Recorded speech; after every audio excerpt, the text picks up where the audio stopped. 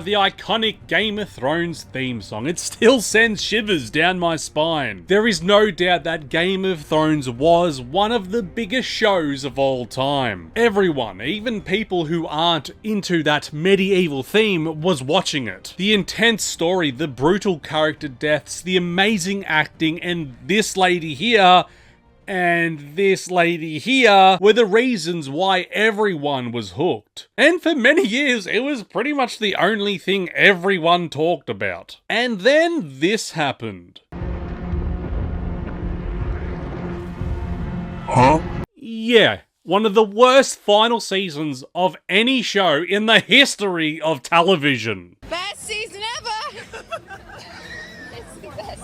It still hurts to this day, that deep pit of sadness I feel in my stomach when I'll be sitting there and all of a sudden I think about how bad the ending was and I feel so sad and empty. But despite the horrible conclusion, we can all admit that 90% of the show was incredible. However, to me it feels like there is more to this world that I need to explore, and then I remembered that there was a Game of Thrones video game that was released in 2012 on the PlayStation 3 and Xbox 360. Not the Telltale one, I mean an actual video game. It was developed by Cyanide Studio, who prior to Game of Thrones had worked on similar titles such as Cycling Manager, Pro Cycling Manager, Pro Cycling Manager Season 2008, and yes, you guessed it, Pro Cycling Manager Season 2011.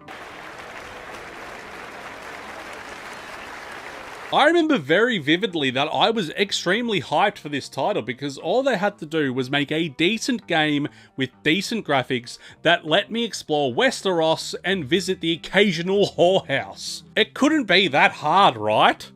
Right? But then the reviews started coming out and yeah, 52 out of 100. Most people hated this game, and can I quickly point out how rare it is that a Metascore and a user score are exactly the same? So both professional critics and us regular humans came to the same conclusion about Game of Thrones. Nothing will unite the people more than hate. But is it possible that because the show was so high in quality that the game was never going to live up to that hype, meaning that no matter what, fans were going to be disappointed? Or is this just a bad game? An underrated diamond in the rough, or a big steaming heap of horse manure?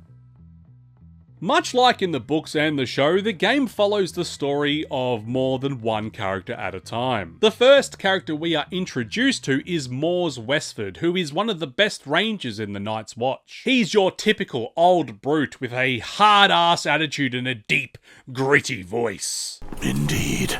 And if you touch my dog one more time, it will cost you. He's extremely skilled in tracking, and he's also a skin changer, meaning he can get into the mind of his fierce guard dog. Honestly, he's not the type of character that I would ever choose to play. He seems a bit one-dimensional. He's always angry and too loyal to the Night's Watch. So loyal that he doesn't even go to Molestown for the occasional in and out. In and out, if you know what I mean. Save your flirting for someone else. The other character we get to play as is Sir Alistair Sarwick, a knight who was the heir to House Sarwick, a lordly house under Lannister, but he fled to Essos 15 years before because of some undisclosed bad deeds he performed. He was so traumatized that he essentially fled across the world and became a priest of R'hllor, the Lord of Light, the Fire God. But now he has returned to Riverspring in Westeros after hearing of his father's death. Apparently, kissing a dead body on the mouth is something these red priests need to do, so enjoy living through this awkward moment.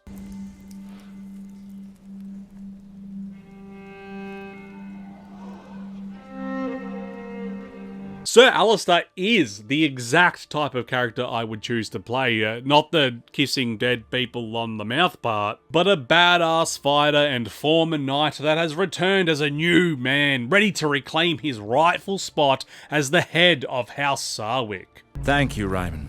Rest assured, I do not intend to leave. Not anymore. Both characters are extremely different. Mors is an old school warrior, doesn't take crap from anyone, will always choose his honour and do what is right, whereas Alistair is this soft-spoken gentleman, trying to help as many people as possible and fix the issue plaguing his home in Riverspring. But what they both have in common, which we learn as we progress the story, is they were both a big part of Robert Baratheon's rebellion and takeover of the crown. Essentially working under Tywin Lannister in the battle against the Mad King Aerys Targaryen the second, I think. The Mad King, the one that Jaime Lannister kills. Kingslayer, Oathbreaker, man without honor. But what surprised me the most is how involved the story of the game is to the show. It takes place sort of right before and during the events of Season 1, and Mors and Alistair's story, while created exclusively for the game, fit in perfectly to what's happening. And if you haven't played the game, I'm about to spoil it all right now, so you've been warned, and please subscribe if you like these type of videos, thanks. Mors' story takes place in the present day. He's doing his night watch duties, tracking down and killing deserters, helping to keep the neighbouring towns free from the disgusting wildlings, when all of a sudden a man named Godric Donnelly hand delivers him a letter from Jon Arryn, the husband of this lady, and the hand of King Baratheon. And the letter's written in sort of a code way that only Mors can understand, because Mors and Jon Arryn, again, he's the husband of this lady, were extremely close before Mors took the Black 15 years ago or whatever. The letter essentially tells us where an important woman has been hiding, and that we are personally to escort Godric Donnelly, who delivered the letter to us,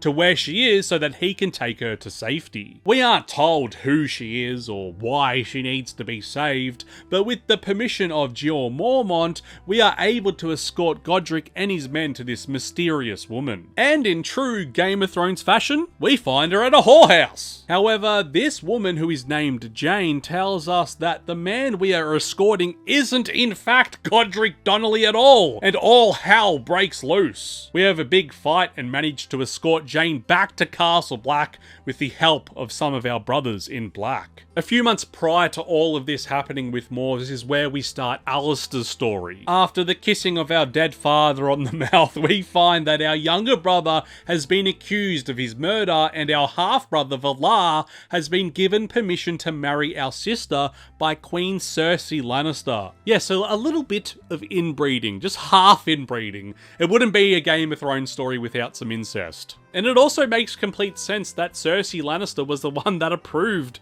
this wedding, the incest wedding. Our sister only agreed to the marriage because in her eyes she had no other choice. Her older brother Alistair, which is us, had been missing for 15 years, and her younger brother was accused of murdering her father. Alistair hates Valar for reasons unknown at this stage and declares that he will go to King's Landing and plead with Cersei to have the wedding called off. No one marries my sister that I haven't seen in 15 years, no one! So what does he do? What do?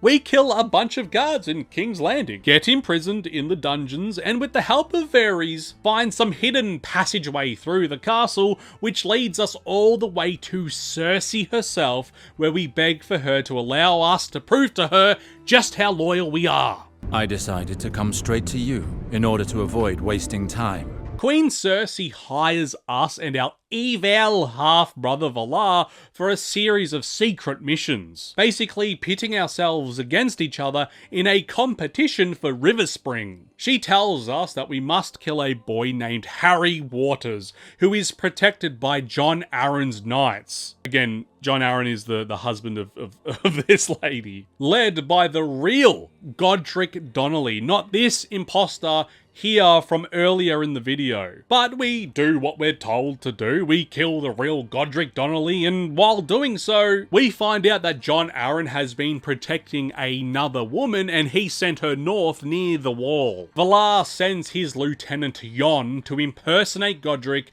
and find this woman. Do you see now how it's all starting to intertwine together? Look, it seems complicated, me telling you the story in this short form video, but when it's happening in-game, it's an incredibly gripping story. Look, I won't lie, in most video games, especially heavy dialogue video games, I do find myself sort of tuning out from time to time or checking my phone while, like, big dialogue scenes are happening. But in the Game of Thrones video game, I was all ears. I was absolutely dialed in. But the story gets better. I've only just started. While in King's Landing, Alistair meets with a man named Lord Arwood Halton, who informs us that he is trying to get the Targaryens back in power, which was apparently an idea that was supported by our very own father, the one we kissed on the mouth. He also reveals that he arranged Jaine's relationship with the king to produce a half Targaryen, half Baratheon to be a puppet ruler, which is why Cersei wants her dead. Remember back to the real story of Game of Thrones, Jon Arryn, the husband of this lady, finds out that Cersei's kids are in fact these weird, inhuman incest babies. And they are in fact not King Baratheon's children, and to make sure no one else will take the throne, she orders all of his bastards to be killed, and she has Jon Arryn killed as well. It's what sets the whole premise of the show and the book in motion. The fact that Jon Arryn was killed, and then Lord Eddard Stark has to go to King's Landing as King Baratheon's hand, and then he starts to find out information. I'm not going to spoil the show. I mean, you should probably have seen it already. But we're involved with this story, even though it's not officially canon. It's really cool. Alistair decides to go with Lord Arwood Halton back to his homestead, and while all of that is unfolding, Mors is trying his best to escort Jaine to safety. We find out that before Mors took the Black, he had a family that he put into hiding. You see, Mors was tasked with killing Alia Martell and her kids. Remember when Oberyn Martell heroically avenged his death? Elia Martell, who gave you the order? But instead of obeying Tywin Lannister, he hid his family and took the Black to save his own life. It's been 15 years since Mors saw his family, so he decides to take Jaine to where he hid them in the hopes they would still be safe. But in typical Game of Thrones fashion, Mors finds his family to be dead. It's a brutal reminder that in Game of Thrones, no one, absolutely no one, is safe. In the midst of mourning his dead family, we find out that Valar is hot on their tail, and that's right before they're ambushed. But luckily, Lord Arwood Halton's men come and rescue them. They kind of rescue them.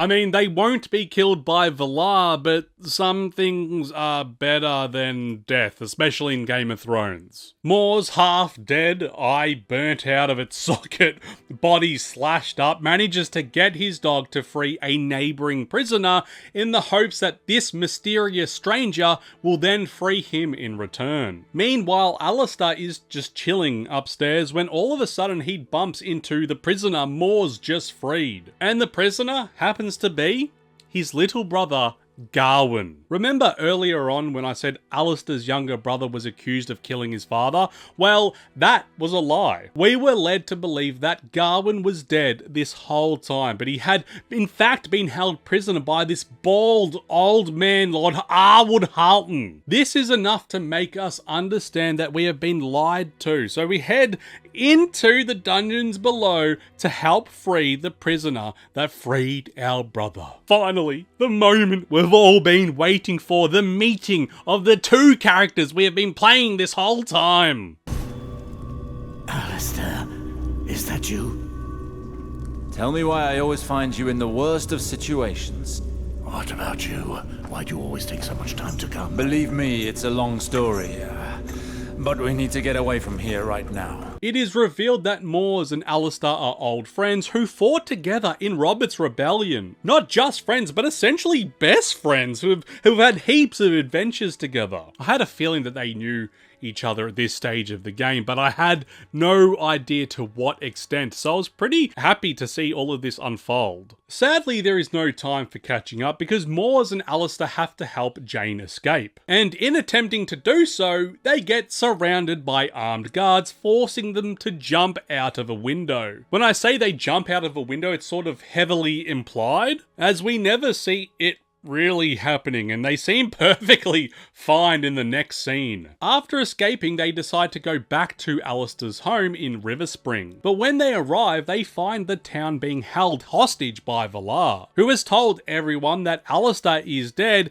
and once again forcing his half-sister to marry him. Somehow, and against all odds, we manage to put a stop to the wedding, taking back control of the castle, and with Valar cornered, Mors enters a duel against him in a winner-takes-all type scenario. It's pretty intense, and just as we're about to win the duel, a dark shadow creeps up on Mors and stabs him to death. As he dies, Valar reveals that he was behind the murder of Mors' family. It was him the whole time! He then takes his bride-to-be hostage, forces Alistair to tell him where Jane is, and then proceeds to cut off our sister's head anyway. It's absolutely brutal. Alistair is captured and jailed once again, and while Valar takes most of his army to fight this arsehole at Castlewood and try to kill Jane, we fight our way out of the dungeons and take back River Spring for the third time. But not before having a little makeout session with Mors' dead body. With the help of the Lord of Light, this passionate kiss revives Mors, and together they go to Castlewood to try to free Jane while they are being distracted by Valar and his men.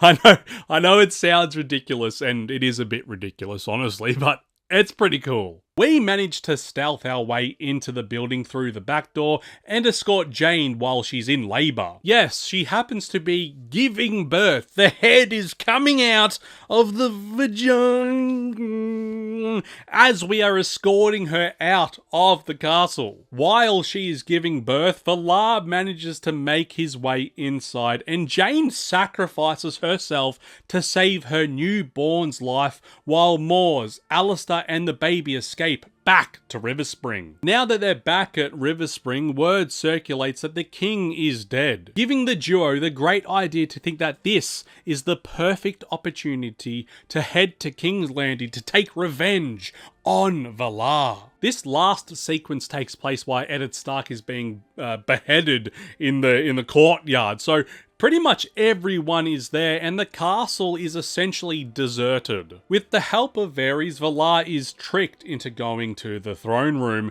where they surprise him and kill him once and for all. But as he is dying, he reveals to Mors that it was actually Alistair who was responsible for his wife and daughter's death, leading to an epic showdown between the two main characters. There are 4 endings you can get. Alistair survives the duel, he sends the baby to Essos, and essentially Queen Cersei has him executed. Alistair survives, gives the baby to the Queen, and inherits River Spring, but is depressed and kills himself, which is honestly pretty deserved. Mors survives, sends the baby to Essos, and returns to the Wall, regularly executing deserters and becoming highly jaded. And finally, Mors deserts the Night's Watch, hoping to take care of the baby himself, but then the Night's Watch send people to kill him. Another pretty depressing ending, to be honest. To be honest, all of those endings are pretty depressing, which is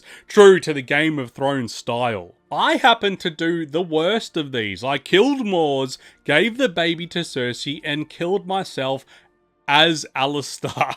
As I said earlier, Mors isn't typically the type of character I would prefer to play, and Alistair is. But by the end of the story, the roles had switched. Alistair ended up being this weak character with zero honour that ends up destroying the lives of everyone he is close to. Whereas Mors is the complete opposite. He tries his best to do what is right, even if it means sacrificing his own life. Overall, I loved The story, some reviewers said it was a little slow, but when you take a game that takes place in a world that is so rich in lore, you will need to slow things down a little bit so that players aren't constantly bombarded with information. It's very well paced, and there wasn't a single point in the game that I was confused with who someone was or what was happening. And it also manages to keep to the theme of Game of Thrones so well. It's very dark and gruesome, like no matter what you do, it feels like you will lose. And look,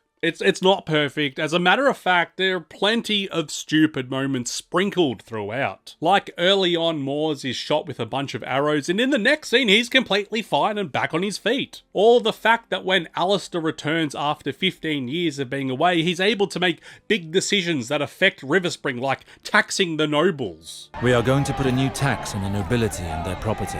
This will help us bring in food for those most in need. Who is allowing him to make these decisions? He hasn't been around, no one even knows who he is. Why can he suddenly decide to tax the nobles? The voice acting overall is decent, although some of the actors just did an awful job. He belongs to an organised gang currently ruling over the port. They hold the merchants to ransom. They all pay with coin or their lives. Alistair himself has a nice voice, but the actor sounds like he's reading a script. If you set his house on fire, you do realize that a lord can cut off your hands for far less than that. James Cosmo and Conleth Hill reprise their roles from the television series as Varys and Jeor Mormont. We are your only home. We are your duty. Which is fantastic, but it also makes the fact that Cersei is voiced by a random voice actress just super jarring and weird. A Lannister always pays his debts.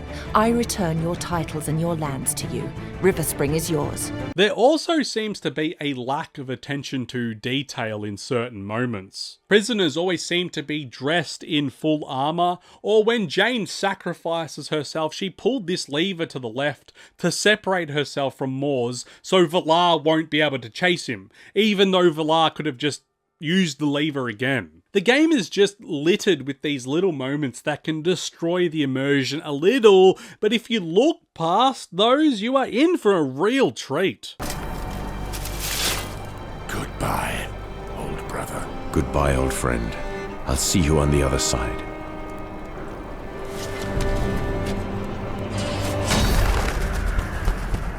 The gameplay is where I think the game started to sort of fall apart for most players. It's an RPG with a similar combat system to Diablo, where you sort of just automatically fight and use special abilities while it all happens. But in the Game of Thrones game, it feels way more restricted and less fluid. You have the ability to pick which combat style you want each hero to have. With Moors, I went sword and shield, and with Alistair, I went single sword and swiftness. Each style has its own skill tree. Moors was obviously more about tanking damage, whereas for me, Alistair was about tripping the enemy and causing huge damage when they were incapacitated.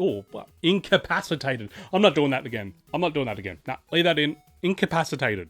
Each character can also have a pros and con list, which I found to be a cool addition, one I don't remember seeing elsewhere. Let me know in the comments below if you've seen this pros and cons list in another video game. I'd be interested to know. Like, for example, your character might be able to dodge more, but he also takes greater damage from bleeding. Being a skin changer, Moors also has access to a skill tree for his dog, which greatly assists in battle. The dog can attack enemies, steal their shields, or simply distract them by barking or humping their leg. And with Alistair being a priest of R'hllor, he has access to like a fire skill tree. He can light his sword on fire or blind enemies with sunshine. I mainly used it to heal myself with the light of the Lord. You can level 15 times, and there is definitely enough difference in the play types that can warrant multiple playthroughs. However, because I had built Moors around a sword and shield,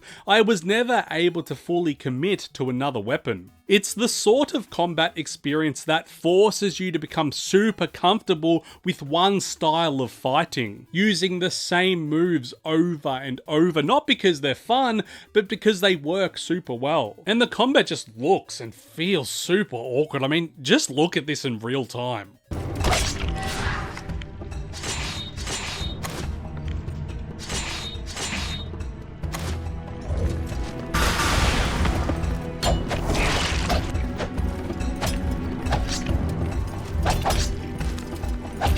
just a tad bland, honestly. I was never bored while playing, as it only goes for about 20 hours or so, but if this was a full 60-hour-long RPG, I would have been ripping my hair out by the end of it all. The loot is lackluster, weapons are boring, and you essentially use the same weapon for like 4 or 5 hours of gameplay, only to replace it with a similar looking weapon that is slightly stronger. I never used a mace or an axe or a double-handed weapon or anything cool. I always just used a sword and shield with Moors and a sword with Alistair. And sadly, because I make videos on YouTube, I have to sort of just move on to the next game. I can't just spend another whole week playing a game when I've already made the video. I've got to move on to the next one, keep the content coming. So I'll never be able to experience this game with another weapon, ever. The different suits of armor, while cool to look at, make zero sense. Like, why would Moors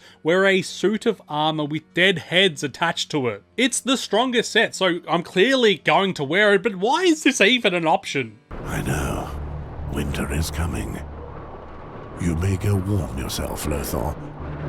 I shall go see Mormont. By 2012, we already had some of the best RPGs of all time. Dark Souls, Diablo 2, Final Fantasy VII, and the list goes on and on. So by comparing Game of Thrones to any of those, you're immediately going to find out how shallow and watered down the gameplay is. Main and side missions consist of going from point A to point B, talking to someone, killing a few people, and returning to the quest giver to claim your prize. They sprinkle in some dog tracking missions that seem interesting when you first do them, but they become incredibly tedious by the end of the experience. There are some standout missions like dressing up as a gold cloak and infiltrating their base to speak to a prisoner, or fighting in the sewers under King's Landing in a gladiator type arena for money, but there's nothing that is unique about any of it. It's all just standard RPG elements that we've seen done 1,000 times before. The exploration had a chance to let us discover some of the iconic locations from the show, like the top of the wall or this campfire with Ed Sheeran, but instead they gave us super basic and lifeless areas. Dozens of streets with just dead ends everywhere that are only there to be a meeting place for a future mission. There's no scenery that takes the breath away or showcases how epic in scale Westeros is. It's all just super basic. It's almost like PlayStation 1 level layouts. There's just nothing that is amazing or feels that need for me to explore the world of Game of Thrones. Yet despite all of these negatives, and there's more that I could definitely list, I would still fully recommend this game to anyone that needs that Game of Thrones hit. Once again, if this was a 60-hour long game, I probably would have not been able to finish it, but because it's a short 15 to 20 hour game, all of its flaws seem minor compared to the awesome and gripping story that is unfolding. I would even suggest playing this game on the easier setting just so you can blast through the average combat. Overall, a 52 does make sense from a technical standpoint. This PS3 game does feel like a PS2 game at best. If they had made this story into a Telltale game, you'd all be giving it a 9 out of 10. But because this game led us to believe is going to be this big epic RPG, we criticize it more harshly, which is fair enough, to be honest. But honestly, I'm so glad that I finally played this game, and I'm even happier that I was able to enjoy it to the point that I would tell people to play it. Well, I hope you enjoyed the video. I had every intention of making it another 15-16 minute video, but I'm looking at the recording and it's definitely going to be my biggest video I've ever done. So if you enjoy this more long form type video, please let me know and I'll continue to do them when I can. Alright, until next time, see ya.